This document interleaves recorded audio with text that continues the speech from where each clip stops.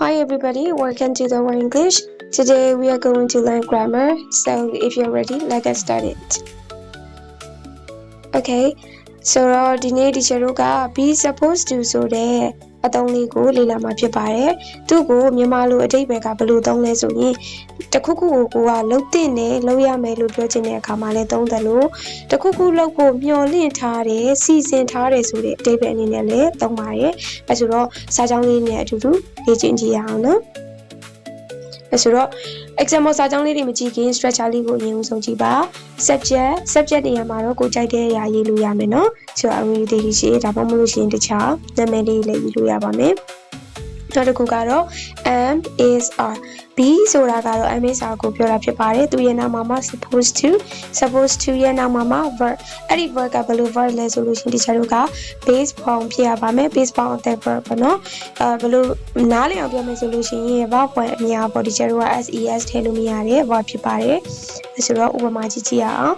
Number 1 I am supposed to study for my exam ဆိုတော့ငါစာမေးပွဲအတွက်စာလုပ်ရမယ်ဆိုတဲ့အဓိပ္ပာယ်ဖြစ်ပါတယ် Number 2 You are supposed to wear a uniform ဆိုတော့မင်း uniform ဝတ်တဲ့နေပေါ့ဒါကကိုကတရားရောက်ကိုပြောလိုက်တဲ့ပုံစံဖြစ်ပါတယ် Number 3 She is supposed to arrive at 8 a.m.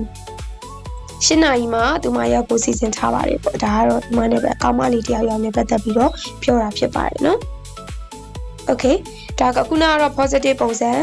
အငင်းမဟုတ်တဲ့ပုံစံပေါ့နော်အခုကတော့ negative form ကိုကြည့်ရအောင် negative form ဆိုတာကဒီကျတော့ not ပါတဲ့ပုံစံကိုပြောတာဖြစ်ပါတယ်အဲဆိုတော့ structure လေးကတော့ subject answer not supposed to verb ဆိုတဲ့ဟာဖြစ်ပါတယ်မြန်မာလိုဆိုရင်တော့မလုပ်သင့်ဘူးမလုပ်ရဘူးဆိုတဲ့အဓိပ္ပာယ်ပါ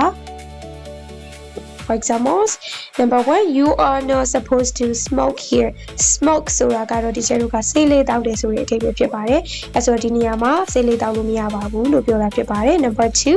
students are not supposed to use their phones in class. အတန်းထဲမှာကျောင်းသားတွေဖုန်းသုံးလို့မရဘူးဆိုတဲ့အဓိပ္ပာယ်ဖြစ်ပါတယ်။ အဲဆို negative form ပြီးရင်ဒီကျတော့ questions form လေးလေ့လာကြည့်ရအောင်အမေကုန်းလောက်တဲ့ပုံစံဖြစ်ပါတယ်။ structure လေးကတော့ am is are နဲ့စာလို့ရမယ်ပြီးရင် subject supposed to verb နောက်ဆုံးအမေကုန်းဖြစ်တဲ့အတွက်ကြောင့်မလို့ဒီကျတော့ question mark လေးထည့်ပေးပါဆိုတော့ for example ကြည့်ကြည့်ရအောင် number 1 am I supposed to bring my passport ယောက်ျားလေးဆိုရင်တော့ကျွန်တော်ပေါ့ကောင်မလေးဆိုရင်တော့ကျမပေါ့နော်ကျွန်တော် passport ယူလာရမှာလားကျွန်မ passport ယူလာရမှာလားဒီလိုမျိုးအဓိပ္ပာယ်ဖြစ်ပါတယ် number 2 are we supposed to finish this today ငါတို့ဒီနေ့ဒါကိုပြီးအောင်လုပ်ရမှာလားပေါ့နော်ဒီအဓိပ္ပာယ်ဖြစ်ပါတယ်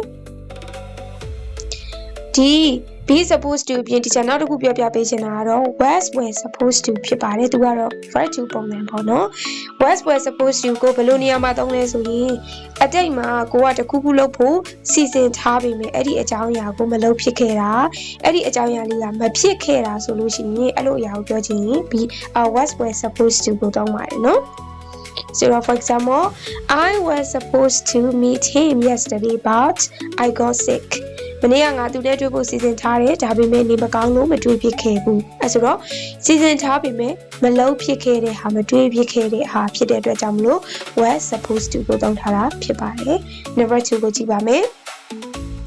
They were supposed to arrive at noon at noon ဆိုတာကဒီကျတော့စနေချိုးပေါ်နေလေကိုပြောတာပေါ့နော်နေ့လယ်လောက်သူတို့ရောက်ဖို့စီစဉ်ထားပါတယ်ပေါ့နော်ဒါပေမဲ့မရောက်ဖြစ်ခဲ့ဘူးဆိုတဲ့အချိန်ပဲဖြစ်ပါတယ်အဲဆိုတော့ဒီနေ့သင်ပေးလိုက်တာလေးကတော့ be supposed to ဆိုတဲ့အသုံးရဲ့အဲ့ဒီအသုံးက I miss are supposed to ပေါ့နော်တခုခုလုပ်တဲ့နဲ့လုပ်ရမယ်လုပ်ဖို့စီစဉ်ထားတယ်မျှော်လင့်ထားတယ်ဆိုတဲ့အဓိပ္ပာယ်ရဲ့နောက်တစ်ခုကတော့ verb to ဖြစ်တဲ့ was were supposed to တခုခုကိုအတိတ်မှာလုပ်ဖို့စီစဉ်ထားပေမဲ့မလုပ်ဖြစ်ခဲ့ဘူးအဲ့ဒီအကြောင်းအရာကမဖြစ်ခဲ့ဘူးဆိုတဲ့အဓိပ္ပာယ်ကိုပြောချင်တဲ့အခါမှာသုံးတယ်အသုံးလေးနှစ်ခုကိုသင်ပေးခဲ့တာဖြစ်ပါတယ်အဲဆိုတော့အကျိုးရှိတယ်ဆိုလို့ရှိရင် like and follow လုပ်ပေးပါအောင်နော် see you next time